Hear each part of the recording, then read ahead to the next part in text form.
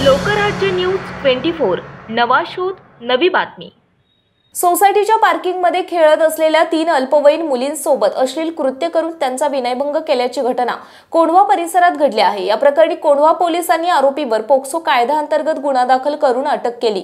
हा प्रकार कोंढवा परिसरातील एका सोसायटीत पार्किंगच्या मोकळ्या जागेत 2 फेब्रुवारी रोजी रात्री 8:30 आणि रविवारी 4 तारखेला रात्री 8च्या सुमारास घडला।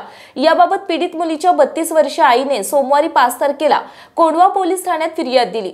यावरून सावेज हासिम वय 31 राहणार मिठानगर पुणे याच्यावर IPC 354 सह पोक्सो ऍक्ट 8 आणि 12 नुसार गुन्हा दाखल करून अटक केली आहे।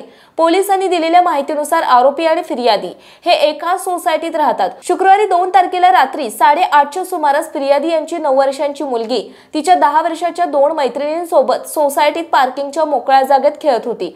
त्यावेळी आरोपीने फिर्यादी यांच्या मुलीसह तिच्या 2 मैत्रिणींसोबत गैरवर्तन केले। यानंतर रविवारी 4 तारखेला रात्री 8च्या सुमारास मुली पार्किंग मळ्यात खेळत असताना आरोपीने मुलींना चॉकलेट देऊन त्यांचा हात पकडून अश्लील कृत्य करून त्यांच्या स्त्री मनास लज्जा उत्पन्न होईल असे वर्तन केले। हा प्रकार समजताच महिलेने कोंढवा पोलीस ठाण्यात धाव घेत आरोपींविरोधात फिर्याद दिली। पोलिसांनी आरोपीवर गुन्हा दाखल करून अटक केली। पुढील तपास सहाय्यक पोलीस निरीक्षक जाधव करीत आहेत। महाराष्ट्रातील महत्त्वाच्या आणि ताज्या बातम्या पाहण्यासाठी आजच आमच्या लोकराज्य न्यूज 24 न्यूज चॅनलला YouTube वर सबस्क्राइब करा आणि बेल आयकॉन प्रेस करा।